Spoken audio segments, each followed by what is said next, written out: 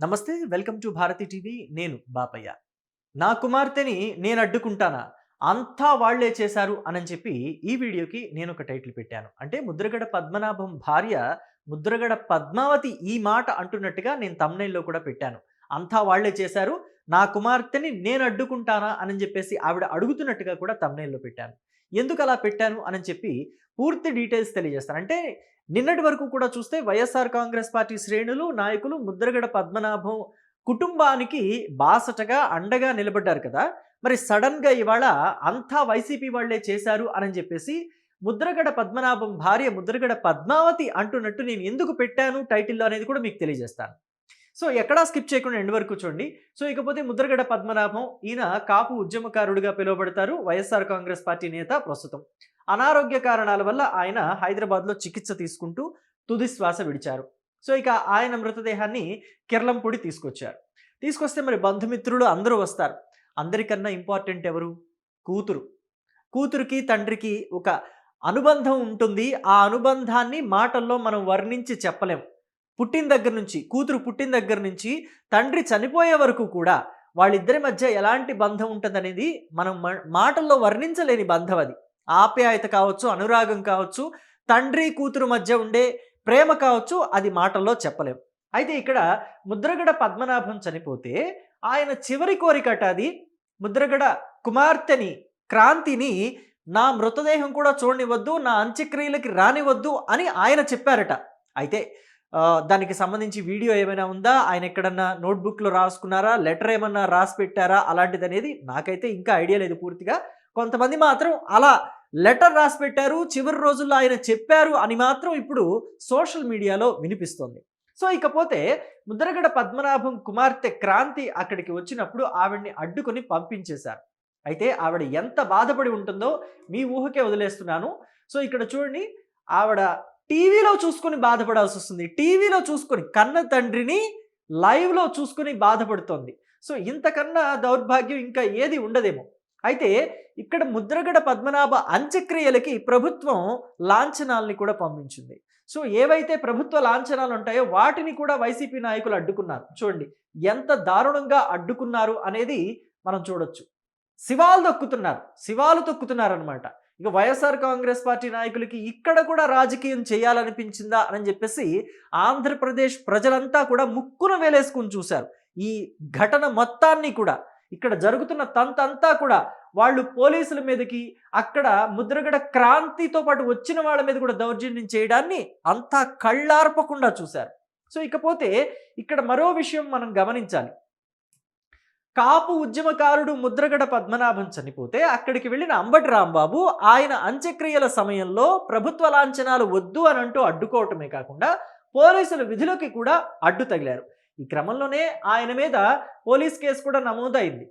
కాకినాడ జిల్లా కిర్లంపూడి పిఎస్లో అంబటి రాంబాబు మీద police case నమోదు. ముద్రగడ అంత్యక్రియల సమయంలో గార్డ్ ఆఫ్ ఆనర్ ఇస్తుండగా పోలీసులను తోసేసిన అంబటి, ఆయన అనుచరులు.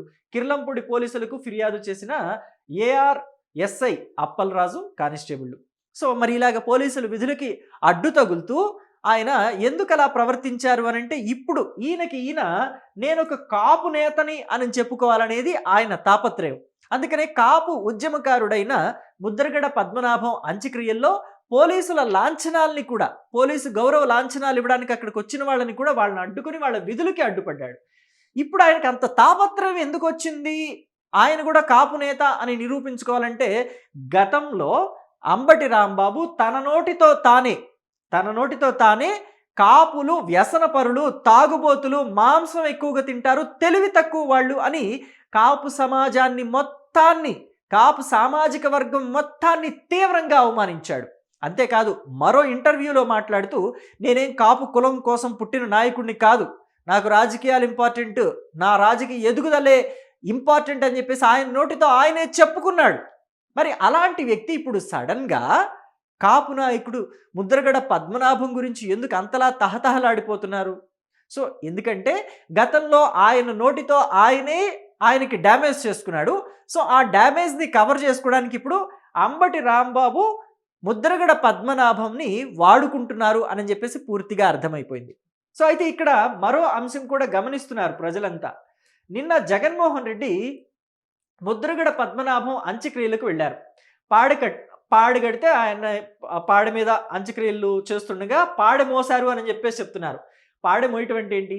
ఇక్కడ, ఇక్కడ ఇద్దరుంటారు. ఆ చివర ఇంకో ఇద్దరుంటారు. భుజం మార్చుకోవడానికి ఇంకో ఇద్దరు రెడీగా ఉంటారు. ఇద్దరో లేకపోతే నలుగురో రెడీగా ఉంటారు. సో, అలా భుజం మార్చుకునే ప్రక్రియ ఉంటుంది గానీ, ఇలా పక్క నుంచి భుజం కాసే ప్రక్రియని నేనైతే చూడలేదు. ఒకవేళ మీరేమన్నా చూసి ఉంటే, అలా కూడా పాడె మోస్తారా అని చెప్పి మీకు తెలిసుంటే దయచేసి కమెంట్ బాక్స్‌లో చెప్పండి. నేనైతే పాడె మోయటం అనే దాన్ని ఇలా చూశాను. చంద్రబాబు తోట చంద్రయ్య వైసీపీ కార్యకర్తల చేతిలో అత్యంత దారుణంగా చంపివేయబడితే అక్కడికి వెళ్ళి పాడె మోసొచ్చిన సందర్భంలో తీసిన ఫోటో ఇది. ఇలా పాడె మోయటం అంటే ఇలా అని చెప్పేసి చెప్తారు పెద్దవాళ్ళు మాకు. మేము పల్లెటూరులో పుట్టి పెరిగిన వాళ్ళమే కాబట్టి ఇది పాడె మోసే పద్ధతి అని చెప్తారు. జగన్ చేసింది కేవలం భుజం కాయటం మాత్రమే. అంటే ఆయన హిందూ దేవాలయాలకు వెళ్ళినప్పుడు తీర్థాలు తీసుకున్న, ప్రసాదాలు తీసుకునే పక్కనే ఇంకొక తీసుకున్నప్పటికీ కూడా పక్కనే ఇంకొక కవర్లోనో లేకపోతే కర్చీఫ్లోనో పెట్టేసి పక్కన పెట్టేస్తారు కదా స్వీకరించకుండా. అలాగే దీన్ని కూడా నామమాత్రంగా భుజం కాశారంతే. దీన్ని పాడెమోయటం అని చెప్పేసి ఎవరు అనరు అని చెప్పి చాలామంది అంటున్నారు. మరి మీకు తెలిస్తే కనుక దీని మీద కమెంట్ బాక్స్లో చెప్పండి. అయితే ముద్రగడ పద్మనాభం మీద ఇంత ప్రేమ సడన్గా జగన్కి ఎందుకు పుట్టుకొచ్చింది? చనిపోయిన తర్వాతే పుట్టుకొచ్చిందా? ఆయన ఆసుపత్రిలో దగ్గరగా ఒక నెల రోజులు చికిత్స తీసుకున్నారు ముద్రగడ పద్మనాభం. ఆయనకి హెల్త్ బాలేక. మరి అప్పుడు పరామర్శించడానికి హాస్పిటల్కి ఎందుకని వెళ్ళలేదు? బెంగళూరు నుంచి హైదరాబాద్ రావడానికి ఎంతసేపు? ఆయన వచ్చేది ఫ్లైట్లోనే కదా, ట్రైన్లో రారు, బస్సులోనూ రారు. మరి అలాంటప్పుడు హైదరాబాద్ వచ్చి ఆయన్ని పరామర్శించి వెళ్ళుంటే ఎంత సంతోషపడేవాడు ముద్రగడ పద్మనాభం. చివరకు వచ్చి పాడెకి భుజం కాస్తే అయిపోతుందా? దాన్ని పాడె మోయటం అంటారని నేను చెప్పలేకపోతున్నాను, క్షమించాలి. అయితే ఇక ముద్రగడ పద్మనాభం పాడె మోసాను అని చెప్పేసి చెప్పుకుంటున్న, అంటే జగన్మోహన్ రెడ్డి ముద్రగడ పద్మనాభం పాడె మోసాడు అని చెప్పుకుంటున్న వైసీపీ కార్యకర్తలు, నాయకులు మరి ఎందుకని వివేక బాక్స్ మోయలేదంటే, వాళ్ళు పాడె కట్టరు కాబట్టి ఒక బాక్స్లో పెడతారు. వాళ్ళ మతాచారాల ప్రకారం, క్రిస్టియానిటీ ప్రకారం ఒక బాక్స్లో పెడతారు. మరి ఆ బాక్స్ని మోసుకుంటూనే కదా తీసుకువెళ్తారు ఖననం చేయడానికి. మరి ఎందుకని వివేక శవపేటికని మొయ్యలేదు జగన్మోహన్ రెడ్డి? అలాగే రాజశేఖర్ రెడ్డి శవపేటికని కూడా ఎందుకని మొయ్యలేదు? ఇక్కడ ఆ శవపేటికని తీసుకువెళ్తున్నారు. ఆ సమయంలో నాకైతే ఇక్కడ ఎక్కడ జగన్మోహన్ రెడ్డి కనిపించలేదు. ఇక్కడ కూడా వాళ్ళంతా కూడా భుజాలకు ఎత్తుకుని తీసుకువెళ్తున్నారు. ఎక్కడా కూడా జగన్మోహన్ రెడ్డి కనిపించలా. కానీ ఇక్కడ మాత్రం చాలా క్లియర్గా కనిపించారు. ఎందుకని అంటే, కాపు సామాజిక వర్గం నుంచి ఓట్లు కావాలి వైసీపీకి. ప్రస్తుత పరిస్థితుల్లో వైఎస్ఆర్ కాంగ్రెస్ పార్టీ పట్ల కాపుల్లో తీవ్రమైన వ్యతిరేకత ఉంది. ఆ వ్యతిరేకతని తగ్గించుకోవడానికి జగన్మోహన్ రెడ్డి పాడె మోసాను అని అనిపించుకోవడానికి ట్రై చేశారు. ఇదైతే నాకు అనిపిస్తుంది. సో మరి ఇక్కడ భార్గవ్ రెడ్డి, అభిషేక్ రెడ్డి ఈయన పేరు. అభిషేక్ రెడ్డి ఈయన కూడా చాలా చిన్న వయసులో చనిపోయారు. 36 ఏళ్లకో 37 ఏళ్లకో చనిపోయారు ఈయన. మరి ఈయన శవపేటికను ఏమైనా మోసారా? వైఎస్ అభిషేక్ రెడ్డి శవపేటికని మొయ్యలేదు, వివేకానంద రెడ్డి శవపేటికని మొయ్యలేదు, రాజశేఖర రెడ్డి శవపేటికని మొయ్యలేదు. కానీ ముద్రగడ పద్మనాభం పాడిని మాత్రం జగన్మోహన్ రెడ్డి మోసాను అని చెప్పుకుంటున్నారు. వైసీపీ వాళ్ళు కూడా అదే చెప్తున్నారు. సో మొత్తం మీద చూస్తే సొంత వాళ్ళకి ఇవ్వని ఇంపార్టెన్స్ కూడా జగన్మోహన్ రెడ్డి ముద్రగడ పద్మనాభానికి ఇచ్చాడు అని అంటే అది కేవలం కాపు సామాజిక వర్గం ఓట్ల కోసమే అని చెప్పేసి కాపుల నుంచే ఇప్పుడు బాగా గట్టిగా వినిపిస్తుంది. అలాగే ముద్రగడ కుమార్తె క్రాంతి విషయంలో జరిగిన అన్యాయం ఏదైతే ఉందో, ఇప్పుడు క్రాంతి తల్లి ముద్రగడ పద్మావతే ఖండించటంతో ఇది వైసీపీని ఇంకా తీవ్రంగా ఇరుకున పడేస్తుంది. అలాగే ముద్రగడ అంత్యక్రియల సమయంలో అంబటి రాంబాబు లాంటి వాళ్ళు చేసిన ఓవర్ యాక్షన్ కూడా ఇంకా వైసీపీని తీవ్రంగా ఇరుకున పెట్టేస్తుంది, ఇబ్బందుల పాలు చేస్తుంది అని చెప్పేసి కూడా చాలామంది అంటున్నారు. మరి మీరేమంటారో మీ అభిప్రాయాన్ని కమెంట్ బాక్స్లో తెలియచేయండి. Thank you.